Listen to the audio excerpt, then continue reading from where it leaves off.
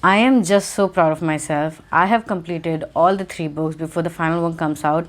I am just happy with myself.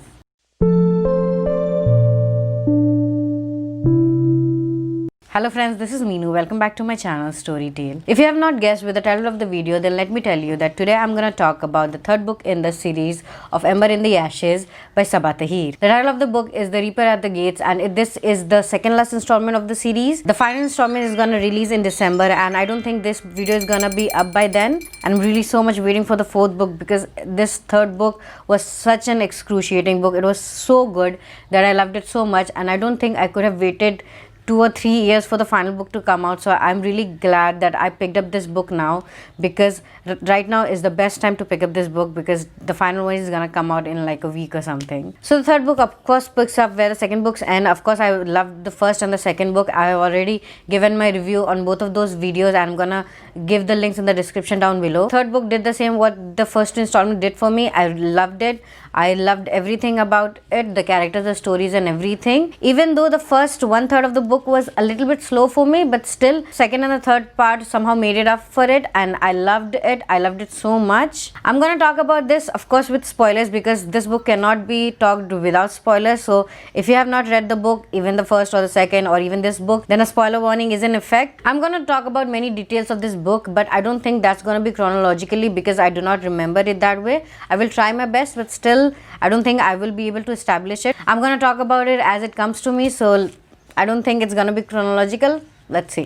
So the third book starts of course where the second book ends. Helen is not just Helen anymore. She is Bloodstrike now. Even her point of view is not from the point of view of Helen. Now it is point of view from the Bloodstrike. Elias is now the soul catcher, and he has so much responsibility that he has to look for. And Leia is of course still in the kind of journey, but now she has a different motto.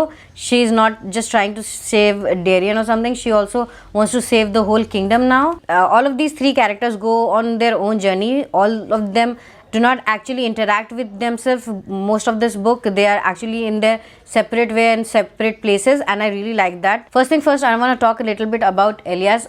To be honest, I did not enjoy that much of him in this book. I mean, there were a little bit of scenes that I really liked, especially his meeting with Leia in the middle of the book, where Moth sends him to her place and they just share a kiss and everything, and that steamy scene. But they were thinking that it was just a dream or something, and it was actually real. So that all intensity I really liked. But apart from those few scenes in between, Elias didn't have much to do with the main story, to be honest. I was not happy with him being a soul catcher in the second book. I did not like that arc that much, and in this book he was just around ghosts so much, and I did not enjoy that much part. I did not like the whole ghost and everything. It was just too many ghosts for me in the book. He was just on his own in this waiting place, and he was just separated from almost everyone. There was just 1 or 2 scenes with Helen when he sees her when she was almost dying, and then there was Leia when she was also dying. But apart from that, I do not think I liked his scenes in this book that much. I would have liked if his scenes were more with Leia or Helen. I would have loved that. Instead of he was just alone with Moth, and I did not enjoy that conversation that much. I did get it that in order to become a soul catcher, and after Sheva died, he needs to become this inhuman person who does not have any emotions, who does not feel anything. By the end of the book, he becomes this person who is devoid of any emotions, and the way he just shrugs Leia off, I like that part. But other than that, I don't think I enjoyed much of his scenes. Leia on the other hand discovers many things on her journey. She discovers that Nightbringer still needs the fourth part of the star in order to free himself and his brethren. In the journey, she meets this guy named Musa, who is also referred as Beekeeper. He also holds some kind of magic in him,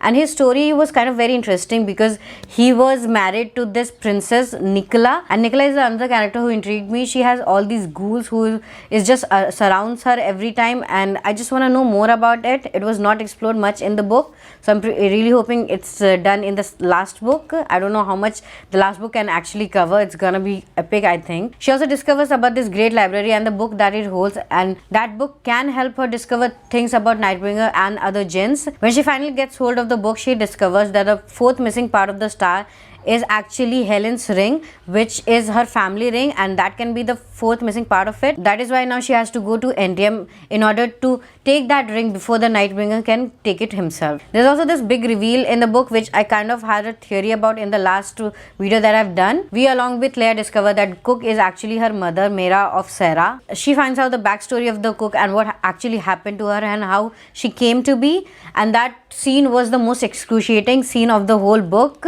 The part where the Cook has to kill her own daughter and her husband in order to save them from the cruelty of the commandment. I think that was one of the most beautifully and haunting scenes written.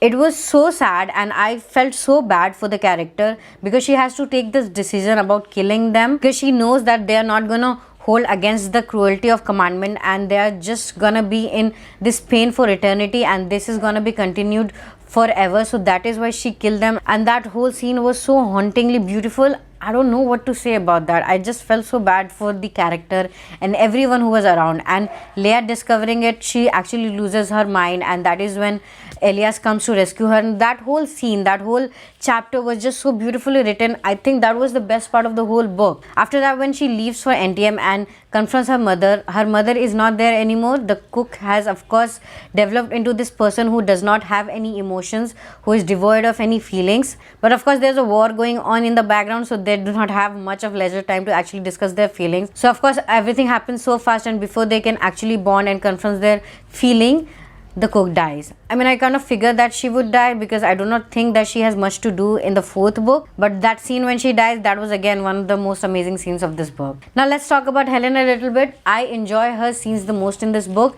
I think I enjoy her every time she comes on the page. I loved her from the first book, I loved her in the second book, and I loved her in the third book. Of course, this time she is more devoid of feelings, and her character development is the best in this book. She was this person who was in love with her best friend in the first book, and in the second book she was this mask who was duty bound, and in this third book she was the bloodstrife who was actually devoid of many emotions, and she's just trying to upbeat Karis and trying to save as many people as she can. She's also very scared for her sister Livia, who is now pregnant with Marcus's child and who tortures her every chance he gets because he cannot physically hurt Helene because of his brother's ghost. Now he's trying to hurt her emotionally by hurting her sister. There's so many parts about Helen that I loved, and especially her relationship with Harper. I enjoyed that. That is the kind of relationship I actually enjoyed. I am not that much into Leia's and Elias' love story. I mean, I liked it. It's there. It's okay. But I am more into Harper's and Helen's love story. It is a slow burn for me, and that is what I love. Their scenes and their chemistry is so good in this book, and I ship them so much. Especially after that kiss and the way Helen just backs off and she's just, says all these things that they cannot be together because she's bloodstrife and everything. That scene was, I don't know, that was just heartbreaking. And Harper not being able to tell her about his feelings because he know how she's gonna react, and that is how she reacts actually. And I just love their chemistry. I just love their love story so much, and I really hope in the fourth book they just gets together because I just want to see them. For me, I think Helen is the most important character of the whole series, even though in the first book it did not seem like that, but with second and the third book it seems like she is the most important part of the story because her soul is the most important part of the star. The ring that Leia thinks is the fourth missing part of the star is actually not true. The fourth missing part of star is actually a piece of soul of Helen, and that is why Nightbringer is around her so much. He just needs her to trust her completely so that she can give it freely, and that is what happens in the end of the book. He helps her throughout the book and even saves her life in order to gain her trust, and when she does, he asks for the missing part of the star, which is actually her mask that is attached to her. It has been her part for so long that it has become a piece of her soul, and that is what he needs from her. So when the Battle of Antium happens against these barbarians called the Karkians, I guess, she's all alone trying to defend the capital, and that is when she needs him the most, and that is when he comes and asks for the mask, and she has to give it freely, and she does, and then he just disappears. Now she's all alone again without her mask, and that is when Leia and the Cook comes for her rescue. After that, there's just an amazing battle scene, and of course the Cook dies. She sacrifices herself in order to save Helene and Leia. After the war, Helen and Leia joins hands together in order to defeat Karis, who is now trying to kill Livia's son, who is the heir to the throne. Now let's talk about Marcus' death. I wanted him dead so much. I wanted him dead more than Joffrey in the Game of Thrones. I just hated his character so much. I think he was way too cruel and unnecessary cruel. I mean, he did not have some sort of a smartness in his mind, so he was just unnecessarily cruel. So I really love that he finally dies. I know that Caris is the one who actually killed him, but it is Helen who finally stabs him and finish his story. Markster's death was something that I did not expect. I knew he was gonna die, but the way that he died, asking for mercy, he kind of knew Helen's power, her power to heal him, and he could have asked her, and if she would have, I would have killed her. But other than that, he did have the power to ask her, and she might have healed him, but he did not. He just wanted mercy from his life. He wanted mercy from everything. He just wanted to go back to his brother. He was so guilty. So that whole scene, giving him a perspective, making him a little bit of human, was very beautifully written. The way his character died and his arc in the end was, I think, beautifully written. The climax of the book leaves you at many interesting places. Now we have Helen and Leia who has bonded together and will fight together from now on. We have Elias who has fully become a soul catcher now. He does not have any emotions. He does not feel anything. He is now more powerful than everyone else. Then there's the commandment who has taken the hold of the empire, but her intent of what she actually wants is not actually clear, because throughout the book she is mentioning that she has some kind of other plans which we are not so sure about. So that is going to be an interesting part to see. Then there's Livia's son who is going to be the future of the empire, even though I think Helen would be a better empress. I mean, at least till he is fully grown, so I think that is going to be her fate. I do not know, I'm not sure. And then there's the Nightbringer who now has all the missing parts and he has finally completed it. In the final scene, the Augur come to the Nightbringer and we finally realize that he was the Scholar King who betrayed the Nightbringer, who was also referred as Maharia, and somehow his name is very